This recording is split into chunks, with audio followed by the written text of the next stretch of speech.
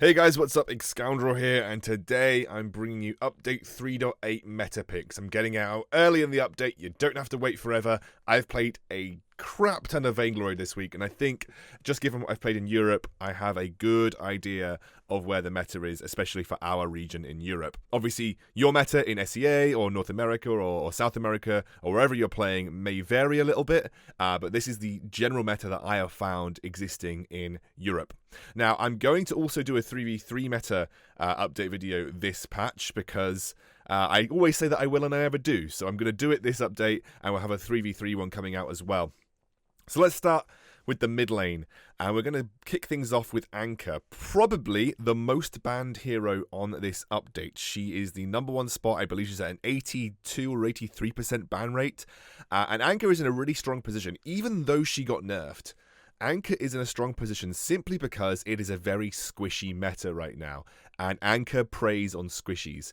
The ranged weapon power carries that are abusing Tension Bow, Anchor eats for breakfast, and that's why she's in a really good position. She also has great side lane split push power, which is something that is very important, and it's quite hard to lock her down. Celeste is still there in the mid lane. She's still a top tier pick, still managing to survive the CP nerfs that have come through simply because she has got that range still got a decent amount of burst damage, and people are actually maxing her B second now. It has a higher win rate than maxing your ultimate because your B doesn't cost any energy, and because the energy regen nerfs, it means that it is much more energy efficient now to be able to constantly spam Core Collapse without expending a load of energy.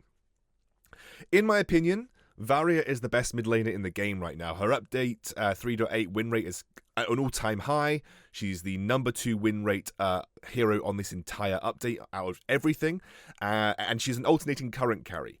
The reason alternating current carries are good right now is because the CP nerfs across the board favour them. Alternating current carries were always hampered because they didn't get as much CP simply because everybody else could go things like Shatterglass and a bit more CP heavy builds, and alternating current is a low CP item. So I think alternating current carries and even CP Vox is doing quite well right now, but I think Varia is probably the best mid laner on this update.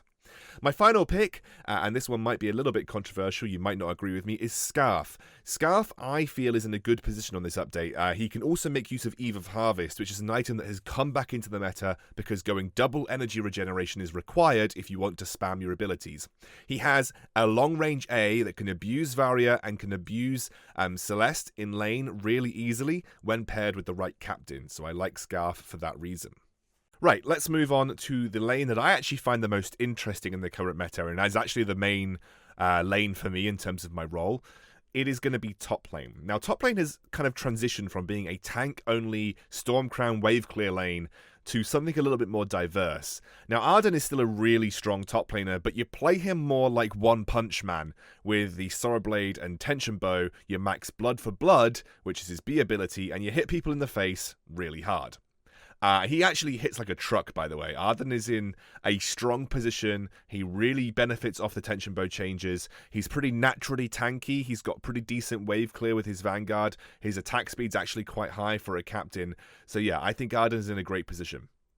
I was struggling for 4 laners to pick for top lane because I think it's so diverse that you can pretty much play whatever you want. But I quite like Grace. I think she's got good wave clear built into her kit. She benefits from the Tension Bow changes because she can hit very hard still. And you can still build her with just the Sorrow Blade and Tension Bow and scale pretty well into the late game. And also you'll always provide team utility by having your ultimate there. You've got that damage reduction, and also the heal that comes out of it is always going to be useful. This is the controversial one, and everybody will say, what are you doing, Excoundrel? I think Inara is a better top laner in 5v5 than I think she is a jungler. She's got great wave clear with her A, she's got good engage potential with her C, and she does really well with a weapon power build path, and she can abuse the Tension Bow thing really well. I love Inara as a top laner. In fact, I play her a lot on stream, and you might have seen the video that I did the other day of Inara top lane. I've been getting better at her, by the way, and I genuinely believe Inara is a better top laner in 5v5 than in her jungle. And I actually believe it so much that I've put her in my top 4. Now, you might disagree with me, but she's got a great win rate on this update. She's also very strong in 3v3, but in 5v5, I think she's a really good top laner.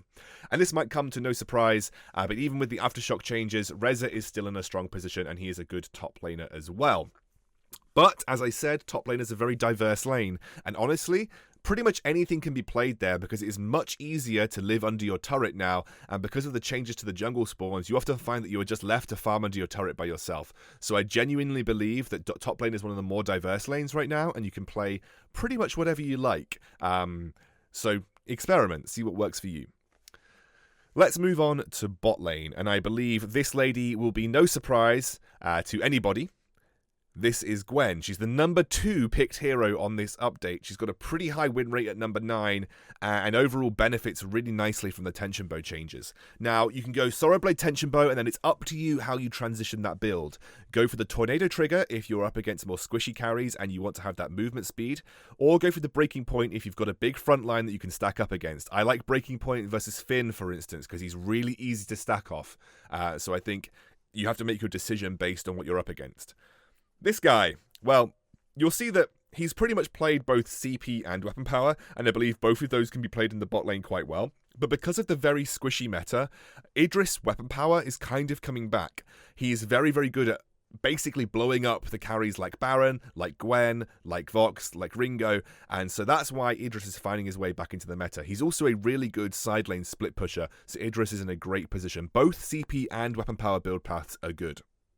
Silvernail is the other weapon power carry that you'll find in the bot lane quite a lot right now. His win rate has been slowly climbing as people got used to him.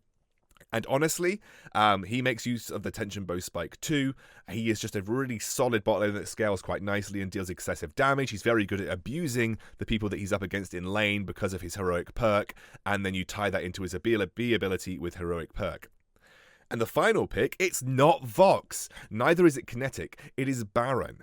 It is Baron, again, back into the meta. I think the tension bow changes have built fit him really well. And after the Sorrow Blade tension bow, you can kind of go a multitude of things. People like to go for the Tornado trigger into Tyrant's Monocle, or go for the crit build. People have been going double Tyrant's Monocle again. You can also weave in a breaking point there. But Baron is in a really strong place right now.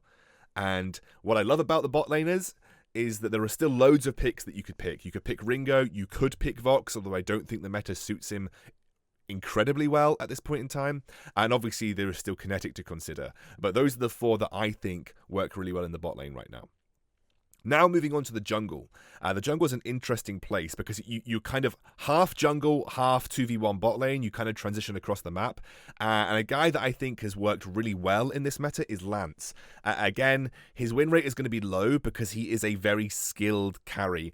You have to hit your skill shots, and Finn being so prevalent in the the captain role right now means that Lance is quite difficult to make work. However, he's super snowbally, has lots of damage, and again, tension bow works really nicely with him. Cruel. Now, I know he's a menace in 3v3, but hear me out. I think he's really good in 5v5 as well. Cruel's lifesteal changes means he's not beholden to Poison Shiv anymore. You can be a bit more varied with his build path. This build here works really well, especially if you take Cruel into a side lane and split push for a lot of the game.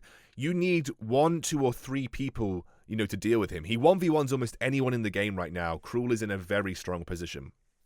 A guy who I think is probably second on my tier list out of the jungles is Batiste. Actually, I was a little bit apprehensive about putting his CP build path in here, but I think because, again, the squishy meta is kind of around, I do think CP Batiste can work, especially if you can get right up in the faces of your enemy carries. You do a lot of damage when your empowered bad mojos go out, but obviously his weapon power build path is still very strong too. Batiste, a very good jungler in this current update. And my number 1 jungler is Glaive. Glaive's lifesteal changes and the fact that he can go for this build that you see on the right here makes him very powerful. Glaive has a lot of sustain. His E, his ultimate, will give you huge amounts of health back in teamfights, and you can stack Breaking Point really nicely. Tension Bow then gives you the pierce and the burst damage to help you transition in teamfights to the later game and get through that armor. But I think Glaive is a great jungler and one of my favorite picks on this entire update. And finally, we're going to have a look at the captain role. Now, the captain role for me is a hard one to call for the 4. There is definitely captains that stand out, but I've included 5 captains because I think there are 5 really good captains on this update, so I'm cheating a little bit. Should have really chosen 4. Yates right now is in a strong position. His win rate is slowly climbing as people get used to him. He's really good at isolating single targets. He's very, very good at making picks. He's a super abusive captain to have in solo queue, and because of his global ultimate, you can turn the tide of split push fights, you can turn the tide of skirmishes really, really easily. Yates is a very, very strong captain. I should have really included him in my last update captains list, but I didn't. Lorelei, I think, is in a great position too. I think her ultimate is really good against a lot of the CC in the meta right now. She's very good at controlling the pace of team fights with her splashdown. She's quite an abusive mid lane captain, which honestly is a very important thing in this current meta. Having a captain that can be really strong in the mid lane to help your CP carry transition through the laning phase is one of the most crucial components of a good captain in update 3.8.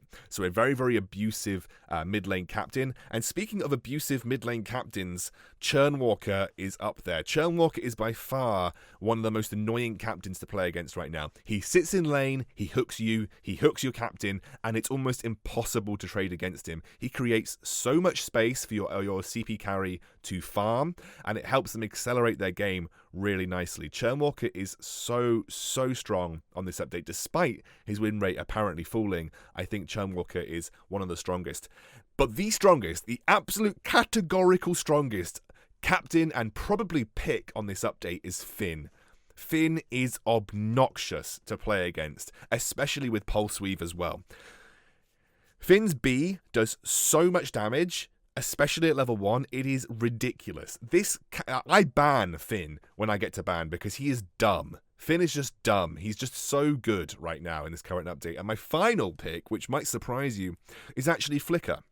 Now, Flicker has slowly been gaining win rate over the last few updates because of the item Pulse Weave. Pulse Weave kind of makes Flicker what he is, and that allows Flicker to be aggressive in team fights. It allows him to give him some engage. He's really good at abusing split push. Use your ultimate, transition people into a side lane, catch a split pusher off guard, gain a man advantage, and then go and take a global objective. And also, because we have a very squishy meta right now, Finn is super good.